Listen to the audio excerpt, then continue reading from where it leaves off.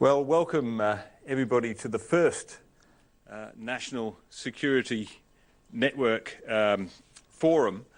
We have, from today, I think, a new acronym, NSN. Let's hope it's a little bit more successful than the NBN. It's terrific to see so many people here for the first of these occasions, organised by the Menzies Research Centre. My name's Nick Cater. I'm the Executive Director of the Menzies Research Centre and have been since the middle of last year. One of the first things we discussed when I took over the job was the possibility of reviving Defence Forum, or the Defence Seminars as they then were, which the Menzies Research Centre ran very successfully until around about 2007. It was then a very topical time to do defence. It is now, of course. Much has changed in the meantime, in the intervening 8 years. In many ways, many of the things we'll be discussing here this afternoon, and in this series were foreshadowed and discussed previously. The big strategic changes, the big challenges Australia faces, the rise of Asia, the changing balance of power geostrategically around the globe. And yet, in a way, when they were discussed back then, they were in many ways an intellectual, a thought challenge. We knew we were in the Asian century, but perhaps we weren't particularly clear what it would be like. I think now, today, it is much clearer with the financial crisis, the troubles in Europe and the continued rise of Asia. We now know very much, I think. We have a feel for what the Asian century is going to be like and for what that means for Australia. In addition to that, of course, we have the continuing aftermath of what we might call the Arab Spring and all the fallout from that and the great uncertainty that that introduces to the equation. We have changing technology, moving at a pace perhaps few of us might have imagined 10 years ago. All these things, I think, build up to a new outlook, a new landscape for Australia and the world as we consider our future, our security future. And we thought when I got together with Ross Babbage and Michael L'Estrange to discuss what we might talk about at the first of these sessions, it seemed that the conversation came back to that core issue of the Australia-United States alliance. For this is, of course, at the heart of our defence strategy, as it has been now for many decades, and yet it is continually a relationship that has to evolve and change and move with the times.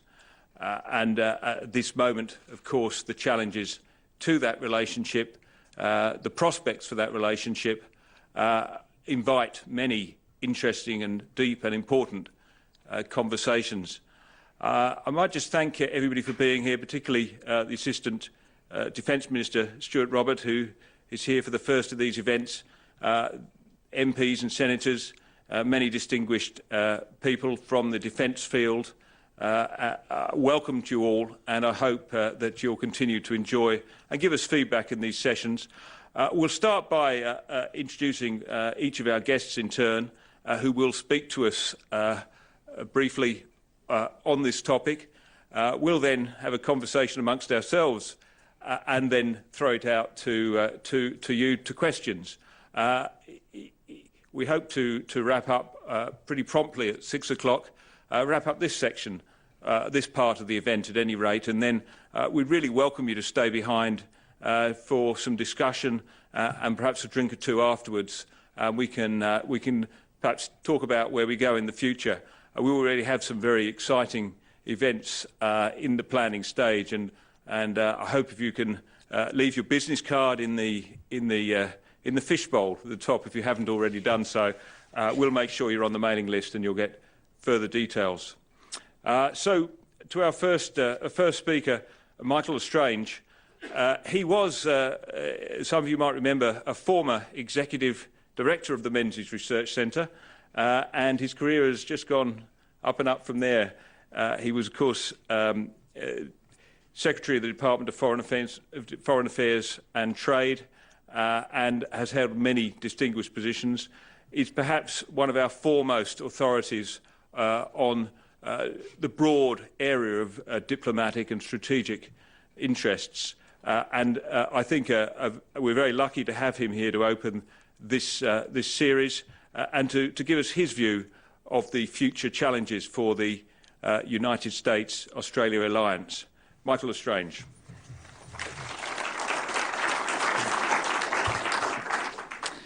Thanks very much, Nick. And at the outset, can I just congratulate you on launching this initiative and say how delighted I am to have been asked to participate in it, along with Ross Babbage, with whom I've worked closely over the years and for whom I have a lot of respect. I've got about 10 or 12 minutes, and I really want to cover three core questions in that period. The first is, what do I see as the realities that are likely to frame the management of the US-Australia alliance over the coming years? Secondly, how should those realities frame Australia's broad objectives in relation to the alliance in that period? And the third is, what do those objectives mean for practical Australian policy making on the alliance?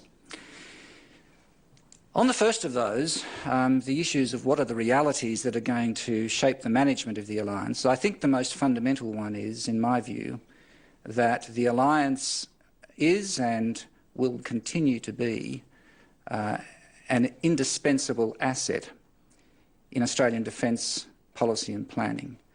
And I say that because the alliance provides vital hedging against Australia's national security contingencies. It provides access to technology, training and intelligence which Australia would otherwise not have.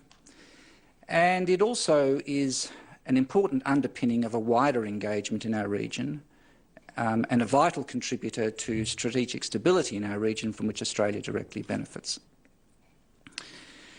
A second reality, I think, that is going to shape the alliance into the future is the changed strategic environment in which we operate.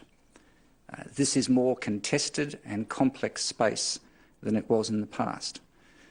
The balance of power among major states, particularly the US, China, Japan, India, Russia, is shifting. The geopolitical consequences of the economic globalisation we've lived through for 3 or 4 decades is becoming apparent, not only in the rise of China and India, but in the evolution of Japan, South Korea, Indonesia and other countries. Sub-regional tensions are rising, particularly in relation to competing territorial claims. The comparative technology advantages we've seen in the past, including in military technology, are narrowing. And it seems to me that in a strategic environment with these kinds of dimensions, the Australia-US alliance is going to become more relevant, not less so. A third reality, I think, is that the capacity for the United States to play a stabilising role in our region will depend on the contribution that it makes to managing the strategic environment in peacetime and its capacity to maintain a military posture that will underpin credible deterrence against conflict and crisis.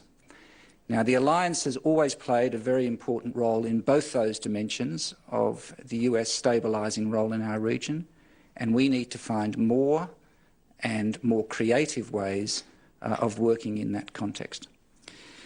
The final reality I want to touch on, I think, that's going to shape this alliance into the future is the fact that it needs to be seen as part of the broader bilateral relationship. That is, a context in which there is close and growing relations not simply in the military and diplomatic area, but across the full gamut of bilateral activities: trade, investment, science, innovation, energy, and the wider relationship in the Asia-Pacific, Indo-Pacific region.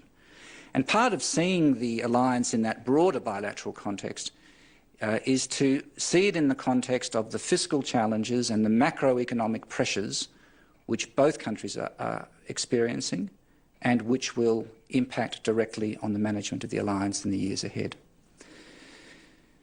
To the second question, how do these kinds of realities play into what should be Australia's broad objectives for the alliance in the years ahead? I think it's critically important for Australia to keep the objective clearly in mind of not succumbing to the dangerous illusion of complacency, of believing that the benefits, the net gains of this alliance are so transparently self-evident that they don't need to be demonstrated and keep being demonstrated.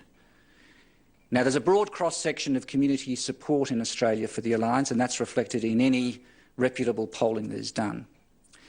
But there are also voices of dissent. There are also those who believe that the alliance has had its day. This is not a mainstream view, but it has an important constituency with the capacity to grow and with the potential to get traction by default. There are rejectionists who say that Australia should simply abandon the alliance, that it no longer serves our national interests, and that actually makes Australia more vulnerable than secure. There are others that I call conditionalists who see a future for the alliance only if it is predicated on the United States accepting a power-sharing arrangement in this part of the world, or at least equal power sharing with China, whatever that may mean in practice. I think it's very important as an objective for Australian foreign and defence policy to actually confront these arguments directly and to counter them effectively as well.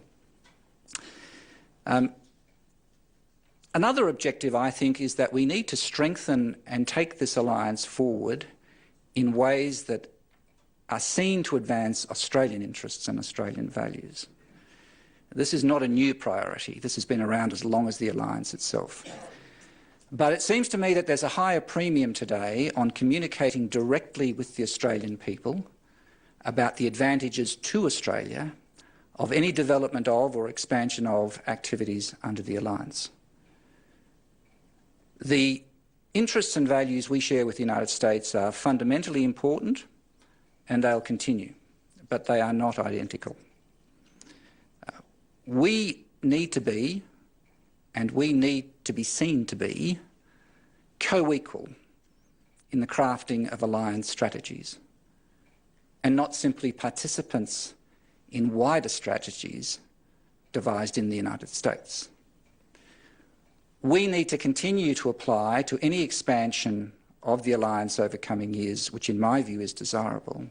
We need to apply that principle of full knowledge and concurrence, which we have done in relation to activities in or out of Australia in the past. We need to recalibrate that well-worn principle of Australian defence policy, self-reliance within an alliance framework. We need more self-reliant capabilities in Australia, and hopefully the expanding defence budget over the next decade will bring that about. We need to ensure that closer interoperability with the United States forces, desirable as it is, it does not actually result in a diminished Australian capacity for self-reliance. And I think we need to pursue all of these goals because it's clearly in our national self-interest that we do, but it's also because the expectations that the United States has of allies and partners like Australia is growing, particularly in relation to burden sharing. So it's both necessary and desirable. The other objective I want to touch on here tonight really relates to the importance of avoiding false binary choices. The false choice between strengthening the alliance and actually also strengthening the fundamentally important relationship that Australia has with China. The false choice between strengthening the alliance and preserving an independent Australian foreign policy. The false choice between focusing on the alliance in a bilateral sense and more deeply engaging in strategic cooperation in the region. I think these kinds of choices are false because they reflect neither realities on the ground nor the complex interaction between continuity and change, between strategic competition and cooperation that will continue to define the future of our region. The third and final question: how should these objectives actually shape practical policy making in relation to the alliance? I think really there are two dimensions to this. The first is actually to take the synergies as they exist in the alliance today to a higher level. And we can do this in a number of ways. One is to build on the incentives over recent years through the deployment of US Marines and aircraft, and through decisions such as basing of space surveillance sensors in Australia, to build on those important decisions in terms of joint planning, interoperability, training, exercising. These are very important initiatives in terms of developing national capability, but they're also important in terms of the message they send about the American commitment to and engagement in the strategic stability of the Asia-Pacific region. So I think that is a fundamentally important dimension of the ratcheting up of the synergies in the alliance, building on those existing deployments, including, over time, increasing the access for American forces to Australian facilities, particularly those in and off the coast of Western Australia, as has been put forward on a number of occasions over recent years. Another area where we can take these synergies to a higher level is in the area of command, control, communications, computers, intelligence, surveillance, reconnaissance. In the jargon, C4 ISR.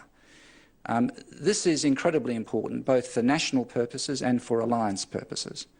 And it relates to assets on the maritime surface, undersea, in the air, in space, cyber, including data fusion into defence assets at sea, in the air and in space. This is an area that important work has been done on, but in many ways we've only scratched the surface of that potential and need to do far more in terms of building a situational awareness of the region in which the alliance does most of its business. Going forward, I think there are many other areas where the alliance can actually build on the synergies that exist. Logistical hubs in Australia, missile defence technologies, next-generation defence capabilities, particularly in relation to autonomous systems, robotics, and material technologies. So I think, in summary, that the alliance between Australia and the United States is as necessary and as relevant as ever, that it is stabilising in the region, and that it is clearly in Australia's national self-interest. But in the transforming strategic environment of which I've spoken, the status quo of the alliance will not hold. It needs to strengthen, to go forward, to diversify in ways that advance the national interests of both countries. And it needs to continue to support a regional security order that is predicated neither on containment nor power sharing, but on actually exploiting the synergies of strategic competition and the potential for strategic cooperation. And in all those dimensions of the alliance, Australia has a vital and expanding role to play, which it should responsibly take up to the advancement of Australian interest and Australian values. Thank you very much.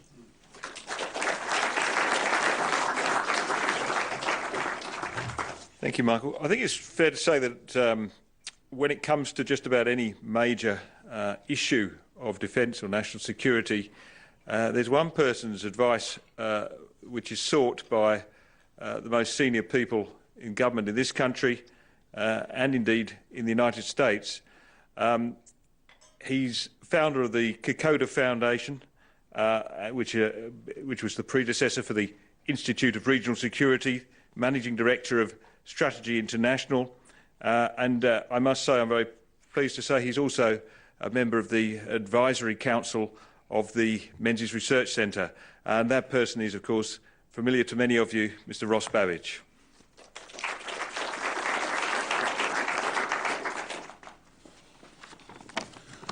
Well, thank you very much, Nick, for your very kind words of introduction. It's terrific to see the Menzies Research Centre re-establishing this seminar series. I think it's a great initiative. I'd also like to thank Raytheon for making it possible by helping to sponsor the event. And thank you also to Michael for launching us into this discussion and debate in a pretty good form. I think I can endorse just about everything he's said, and I hope that I add something which chimes nicely with it.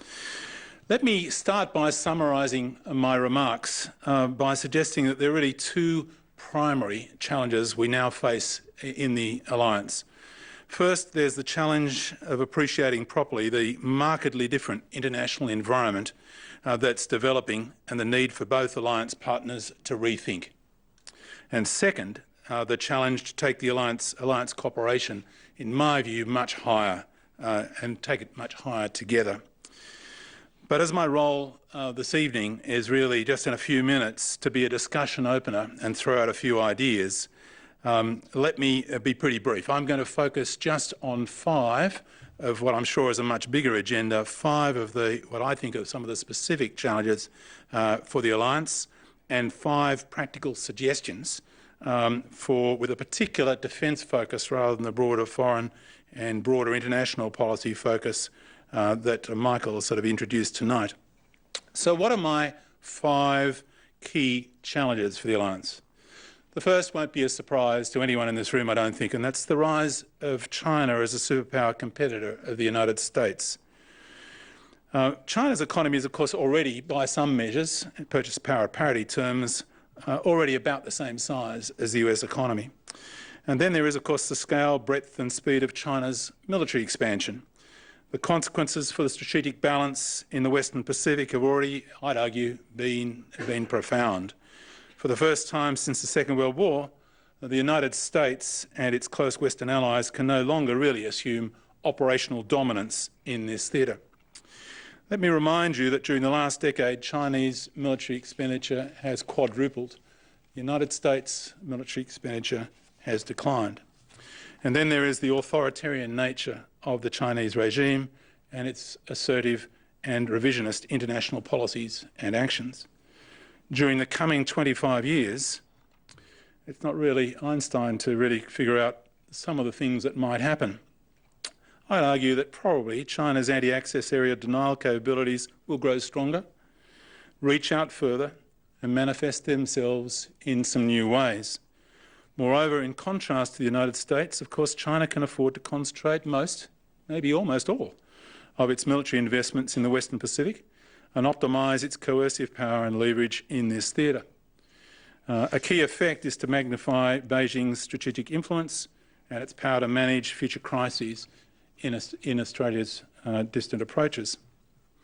My second challenge is that Australia is now near to the central stage.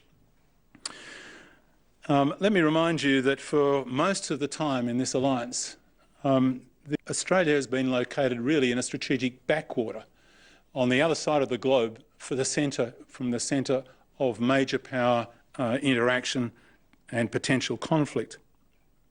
Now, however, we have a situation where the centre of major power tensions is in Australia's approaches. This geostrategic switch, as I call it, carries many consequences. And not surprisingly, American, Chinese, Japanese and other defence planners are starting to view Australia in a completely different light of the previous 70 years.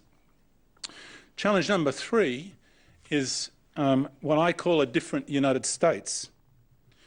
What we're seeing now in the United States is really arguably a morphing into perhaps a different sort of superpower. There is now a serious possibility that the United States may emerge in the coming 2 decades to not possess the largest global economy. Its military forces may not be quite so dominant in the Western Pacific, and it may choose to perhaps be more detached from international security engagements, at least in some theatres. With many Americans feeling war-weary after extended and costly military commitments, with the United States economy emerging only slowly from the global financial crisis, and with the processes of political decision-making in Washington fraught and often gridlocked, serious debates are, of course, underway in the US about the country's future goals and strategies.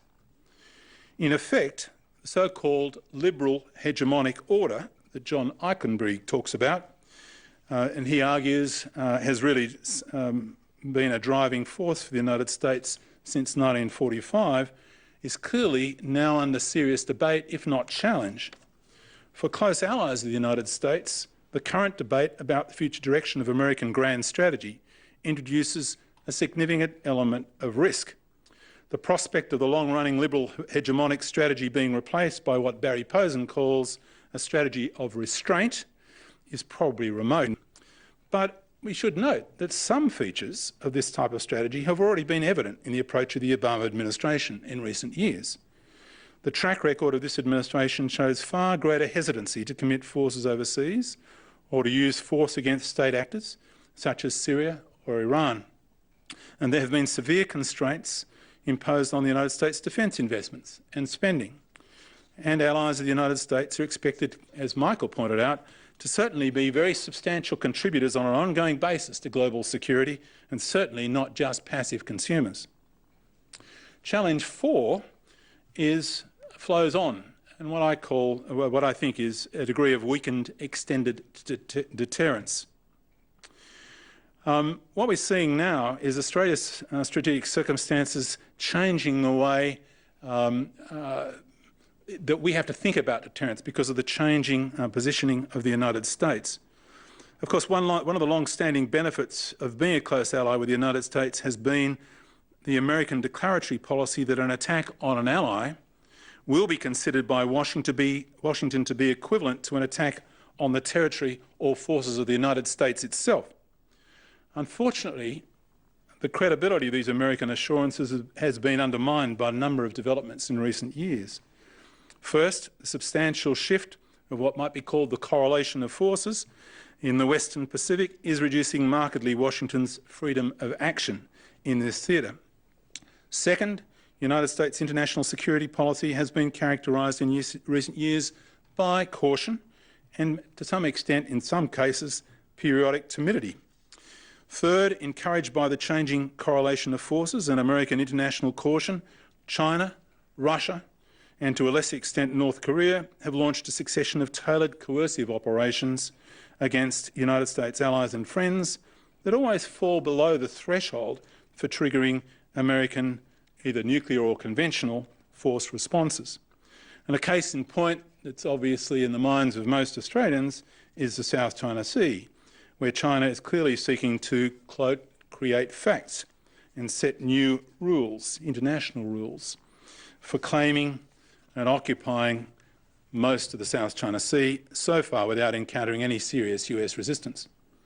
These developments in combination, I'd argue, have serious implications for the level of deterrence that membership of the US alliance will confer in the future. Challenge 5 is the emergence of a new global order. A recent Congressional Research Service report highlighted 5 distinguishing features of this new strategic order. And let me briefly list them. First, renewed ideological competition, this time involving 21st century forms of authoritarianism in China, Russia and other countries. Second, the promotion of China and Russia, by China and Russia through state-controlled media of nationalistic historical narratives, championing the restoration of these civilizations and states to their rightful place and international prominence and preeminence to some extent.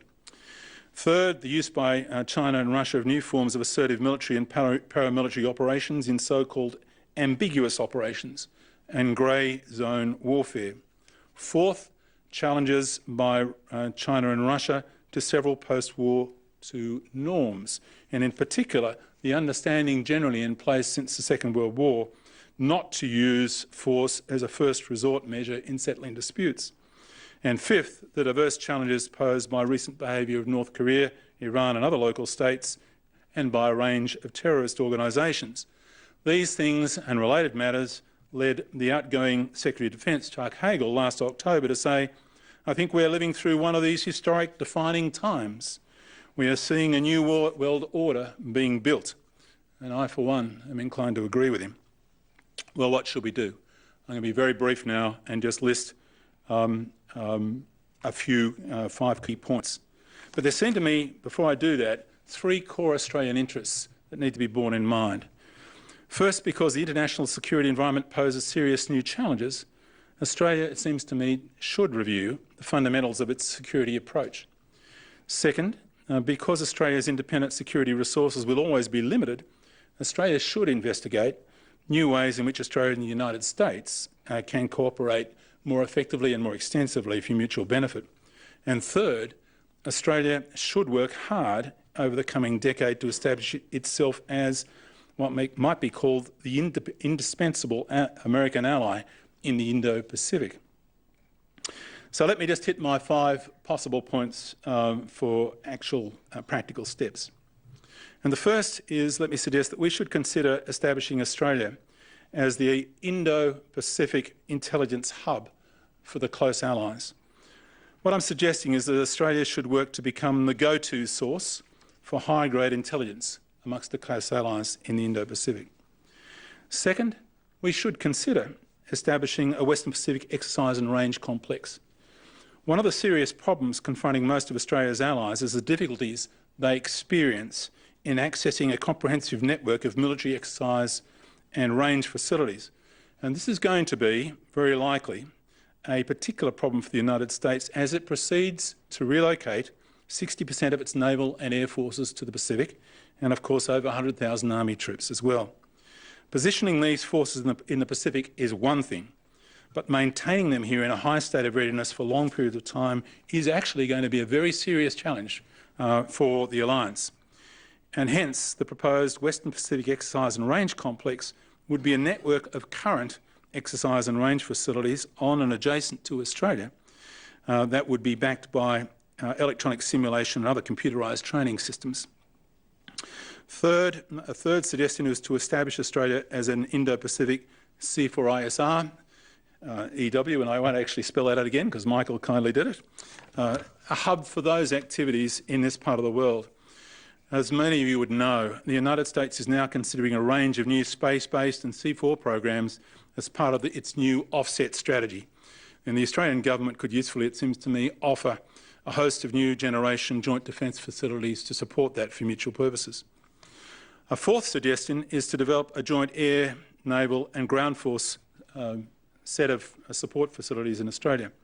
And of course, Australia already hosts extended deployments of US Marine contingents in Darwin that next year is scheduled to expand to 2,500 strong Marine air-ground task force. In addition, there are, of course, periodic visits by US Air Force and Navy units for exercises, rest and recreation and other purposes, and there are very few problems, given the numbers of people involved, that are really encountered.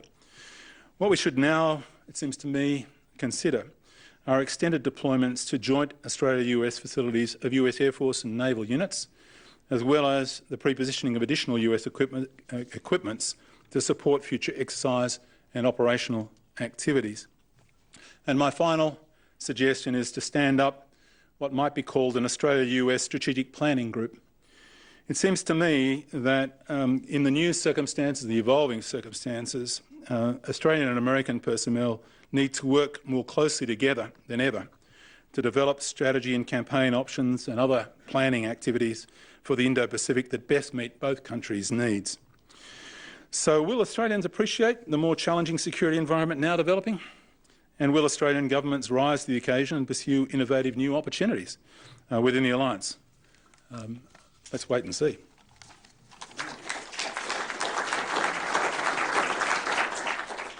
Thank you, gentlemen. Michael, you talked about the macroeconomic challenges domestically in the United States and indeed Australia, of course. Ross, you raised this figure of the quadrupling of Chinese spending on defence. If you put those two things together and project forward 10 years, what are the implications for the balance of power? What I'll say is it's hard to predict the detail, but quite clearly, in terms of what the perceived force balance and what it's going to mean in the Western Pacific is going to be significantly altered from what has been in the past and what it even is now. And let me make a key point here. A lot of Australians assume that what the Chinese are trying to do is to replicate the American force structure and operations. That's not the case. They have their own priorities. They're not trying to build a dozen aircraft carriers. They probably will build some more. They're trying to do have a different denial and, if you like, influence and to some extent coercive capability primarily within a more limited zone, but with very great power. So it will be very hard in most circumstances if we do nothing to balance and balance that in the sort of time frame we're talking about. That's why, of course, but the United States, and I think here too, there's a lot of thought going into what can be done to actually do better. And clearly there's a need for that. And in my view, my argument is in part that we need to do more of this together. Nick, I would add that I think these developments are relative rather than absolute. Obviously there are changes taking place in the balance of power in the region and the balance of forces, balance of capabilities, but it's off a very high base in America's favour. It's inevitable that that would not last. I think the adjustments over time are going to take a significant period. I think there's no cause for complacency here, and I think that obviously gaps are being bridged. But I don't think in the next 10 years, your time frame, we're going to see a fundamental overturning of American strategic supremacy in the Western Pacific. I just don't see that happening. But I do see some of the relative relationships shrinking, and I think Australia has a very important role to play with the US in addressing the reality of those. We won't be able to stop. It's simply great power rivalry does this stuff. It's done it over centuries. It will continue to do it. It's dynamic and it's shifting. But that doesn't necessarily mean it's destabilising, let alone leading to conflict.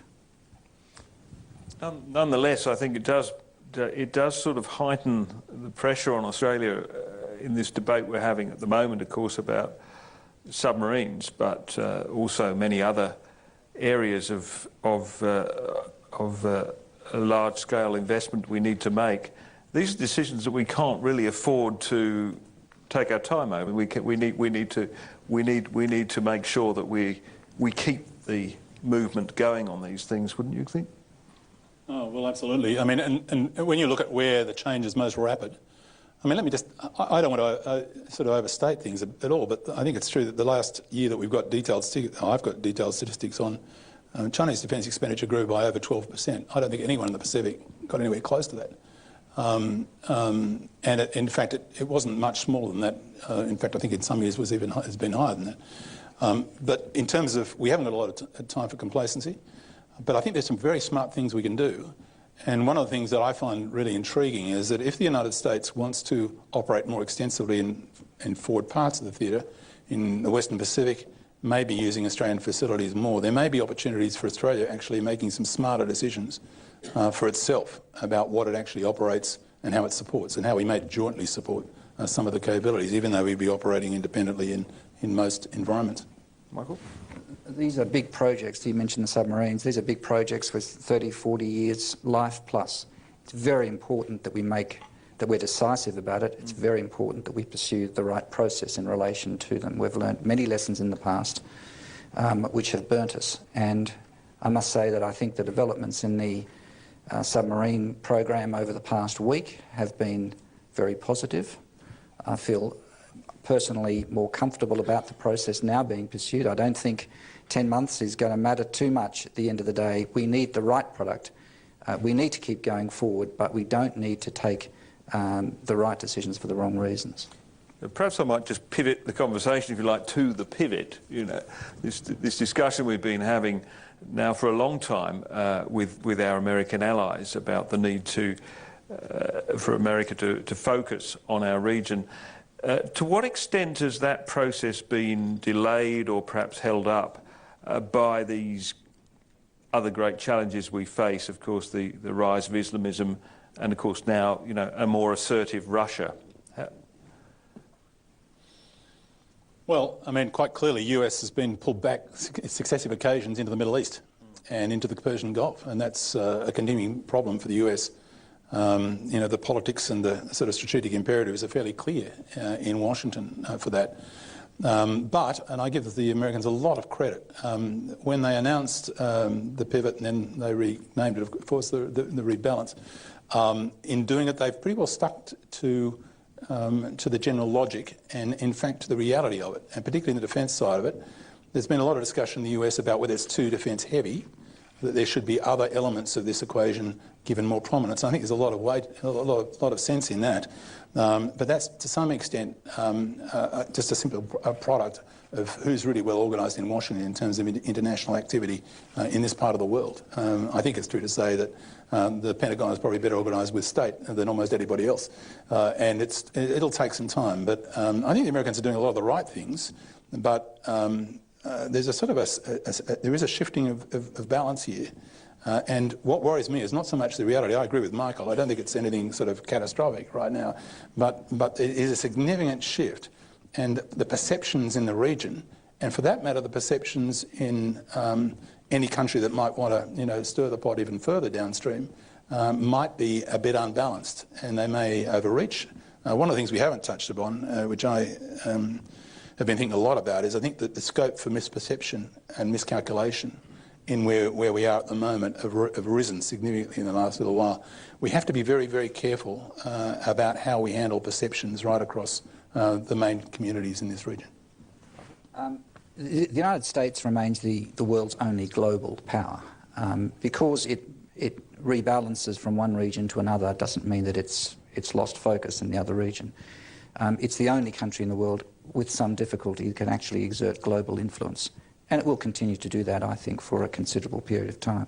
The reason why I'm optimistic about the rebalance over time is because I've always seen this not as a favour to countries like Australia or to the Asia. It's actually in America's own national self-interest to do this. It sees the Asia-Pacific, Indo-Pacific region as the fulcrum of economic change over the course of the next 50, 60, 70 years. Ever since the end of the Second World War, it has pursued a strategic doctrine of not allowing another major power to dominate another region of the world. And that's taken it into Europe in the ways we saw after the war. It's taken it into the Asia-Pacific. I don't think it's soon or easily going to abandon that strategic policy. It wants stability in this part of the world because it sees economic dynamism here from which America can benefit. Now, there's lots of byproduct advantages for countries like Australia, but at the end of the day, like any country, the United States makes these decisions in its national interest. And I think it's got a clear national interest in stability and growth in the Asia-Pacific region. And I think the rebalance is one element of it. I think the Trans-Pacific Partnership is another, and there's other dimensions as well. But this is the pursuit of American policy, which has got wider advantages for countries like Australia. I might invite any questions from the floor now.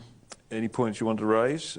Put your hand up. We'll one over there. We'll get a microphone to you, Kay, over in that corner. If you could keep your questions, of course, as tight as you can, and we can get through as many as we can. Hi, thanks, Michael. What's my name? Thank you for your talks. Very interesting. Just on the submarine issue and our desire to work more closely with the United States and perhaps take things to a higher level. With this new realm of competitive evaluation processes, do you think there's an opportunity for Australian policymakers to start considering seriously the potential to use nuclear-powered submarines and to create and build here under licence some Virginia-class machines which we know are able to do the job and could certainly be produced for a price which we pretty well know about, given the sequestration in the United States has led them to start producing these pieces of highly technical equipment at a fairly well-known price. Is there an opportunity for us to start really beginning to bite the bullet on going nuclear? Nuclear, that must be a question aimed at you, I think, Ross. Well, I'm going to give you an answer that might surprise you a little bit in some parts. Let me say, I've been really frustrated by the debate, not so much on the basis that about that issue, about nuclear versus conventional, but much more that I think too much of the public debate has lost sight of what we actually need. And then, what are the effects we want underwater capabilities to deliver? And in my view, what's really required is some sort of combination of, there'll have to be some manned or, inhabited boats of some sort, submarines, if you like. But there's going to have to be UUVs, and they're going to have to be operating in very close coordination. They have to operate within a sensor net, which is underwater sensor net in key operating areas, and it's going to have to be linked in a command and control system, which is going to have to be swept up. Otherwise, the total system is not going to work well.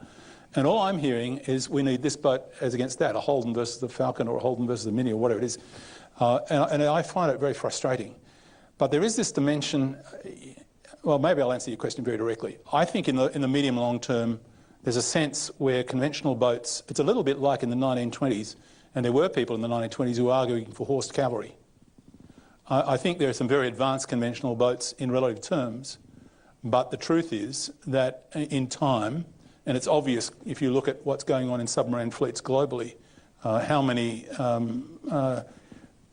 navies either have or are introducing nuke-powered boats.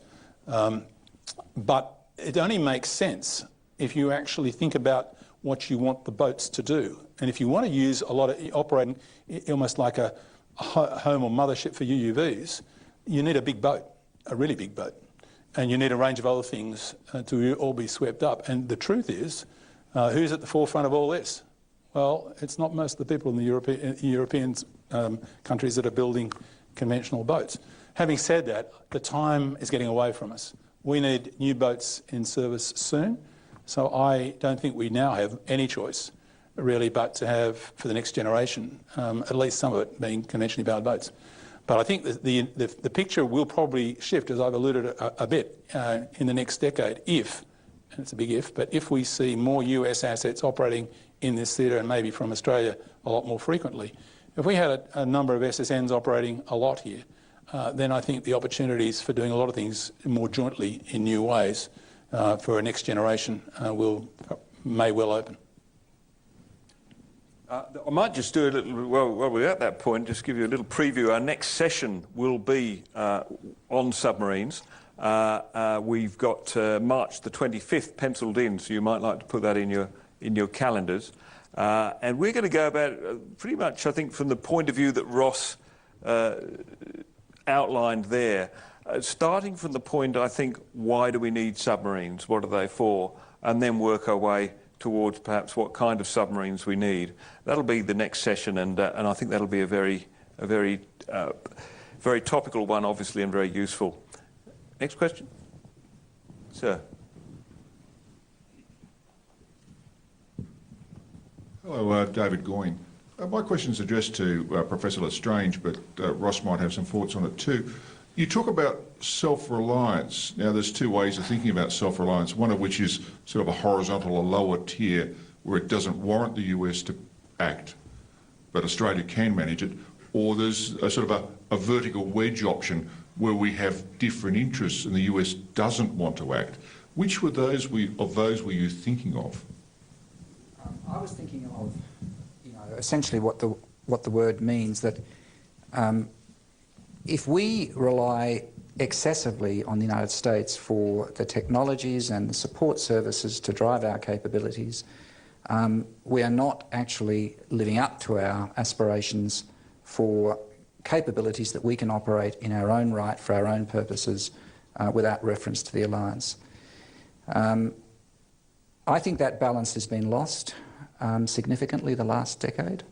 I think there are huge advantages in greater interoperability and procurement from the United States, but there are dangers as well. And the dangers are that we become actually less self-reliant because we are so interlocked with American systems and with American practices. It's partly an issue of costs and it's partly an issue of practice. And I think we have to get the balance more in sync. That if, as Ross suggests, there are some dynamics in the American system that take it in a slightly different direction over the next 10, 15 years, then Australian capabilities can actually stand on their own 2 feet. And although we will always be linked closely with American technology and we benefit from it, there is a price to be paid in being too dependent. And so this is an osmosis. This is not about one or the other, but I think we've gone too far away from self-reliance, too much dependent on American support and technologies, and too little generating our own. And I think that's a recalibration that we need to do. So we'll be, and we don't want to be, a nation with defence assets that are basically quarantined within Australia. We will always benefit from international engagement. But I think that balance of self-reliance within an alliance framework has actually tilted too much one way, and we need to bring it back into sync. And I think some of the assets that we're now acquiring need to be tailored to Australian requirements, quite specifically, interactive though they will be with other forces. Question in the middle there, from the lady in the middle. As a previous student of security and counter-terrorism, tonight's discussions have been very dense in detail. Are there going to be publications? That's you, Nick. There will be, yes. We've got one in mind. I can't tell you about it, but we have one coming up, and I'm hoping that some of these sessions will be put into publications as well, either as occasional papers or certainly published online. One right over here. Gentlemen, thank you very much for the informative talk. There's really only been very little mention of Japan. Indeed, Michael, you only mentioned Japan once.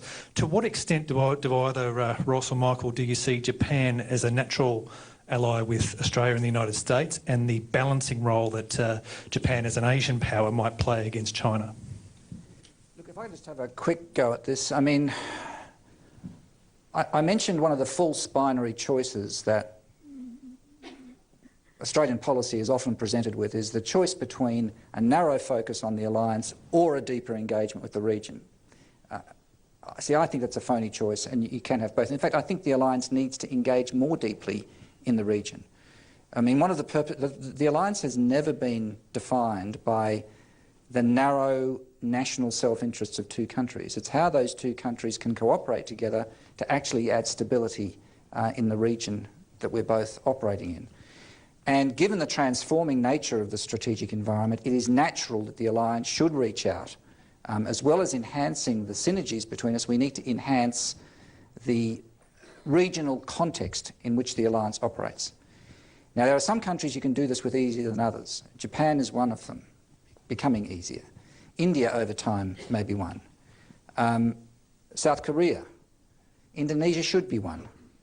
And there are others. You will often, in terms of regional engagement, you will calibrate this differently according to whether you are in alliance with a country or have a security partnership with it, or are simply bound together by looser forms of common interest. So the countries I've mentioned are natural countries for us to work with.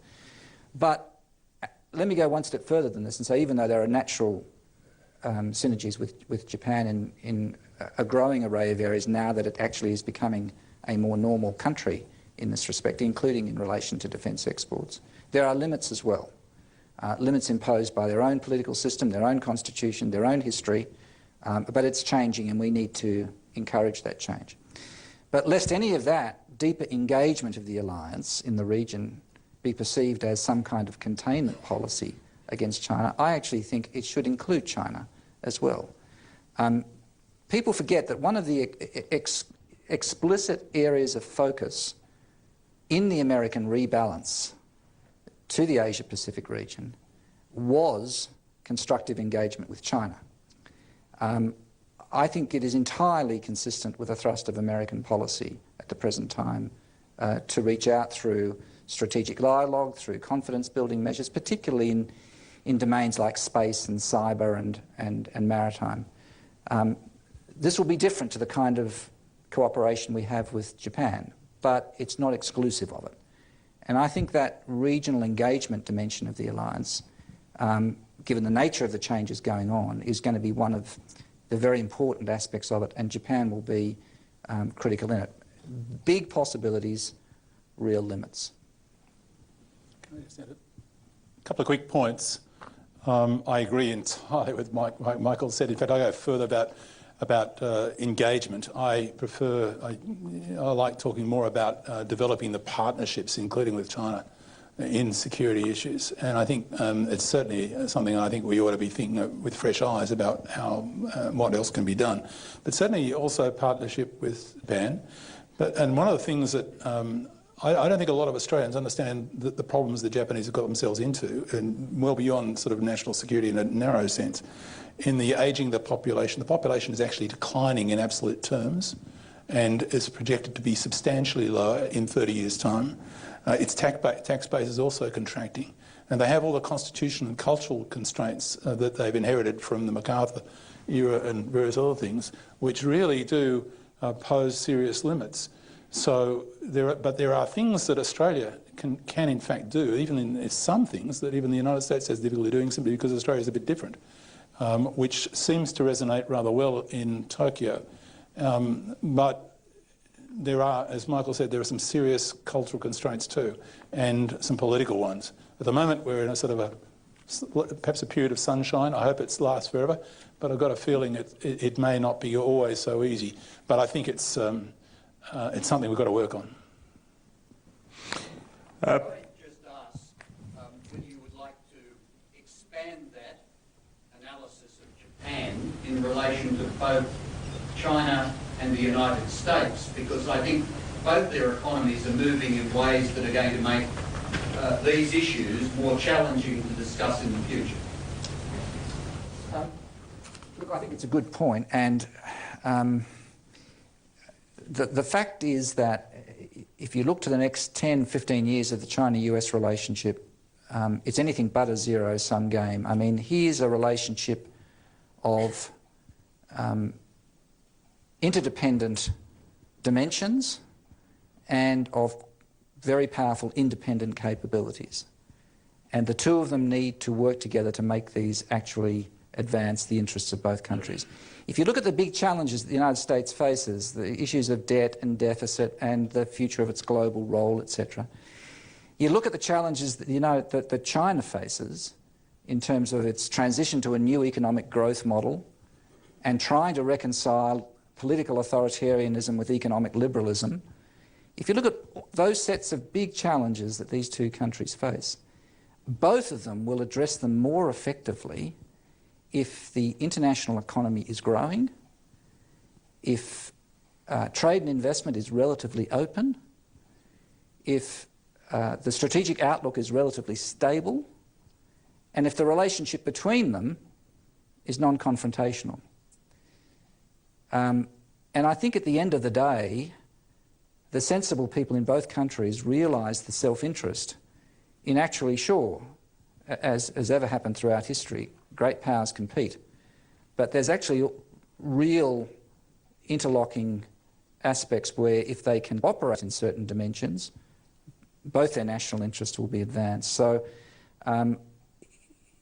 it's not obviously clear-cut which way this will go, but I think if you look at the challenges that both face, there are a common environment in which they can address them more productively than a situation of crisis and confrontation between them.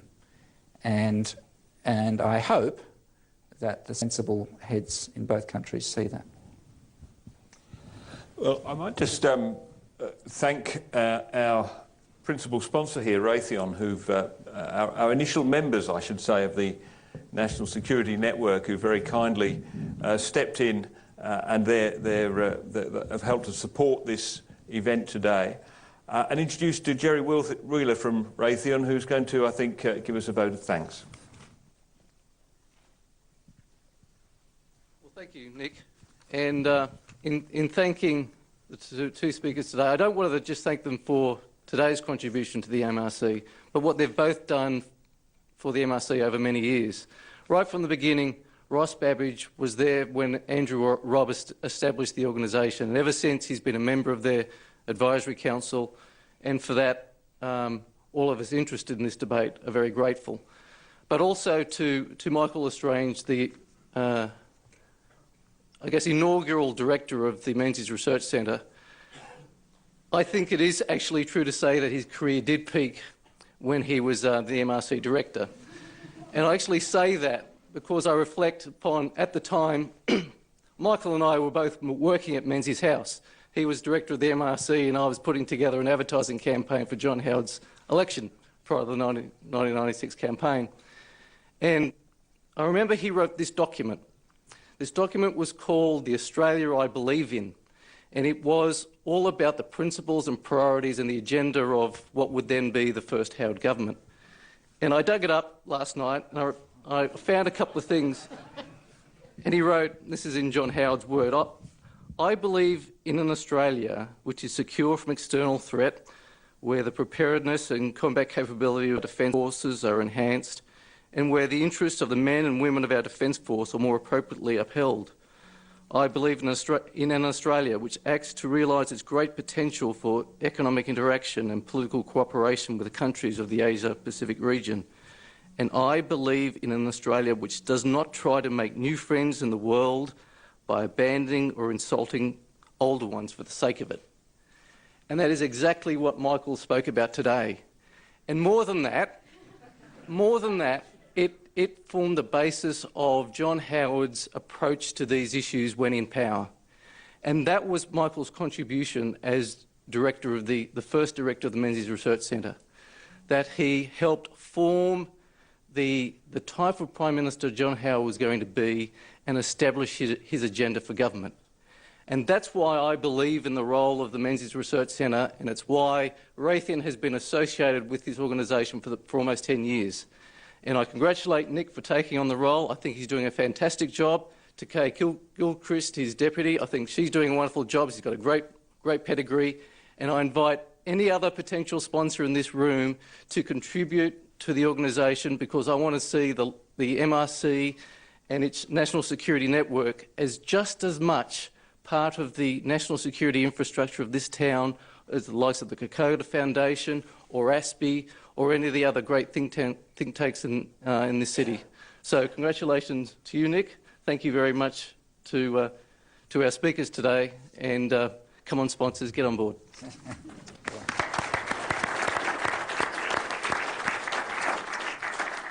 Thank you, Jerry. You've saved me the closing message, I think, there, which was to sponsors get on board. But in the meantime, look, I welcome you all to stay behind for drinks and have a chat to us, or indeed give us a call any time or call by at RG Menzies House. We'd love to hear your thoughts on how this series can progress, what kind of topics we should be looking at, what kind of speakers we should be bringing in. And finally, just thanks to our friends at ASPI who've been terrifically encouraging in putting this series on. Peter said to me that he felt there could not be too much debate about this. Too much debate on these vital topics is barely enough. So we'll continue talking and picking up many of these themes today. Thank you to our guests, Michael L'Estrange and Ross Babbage, and thank you to all for coming.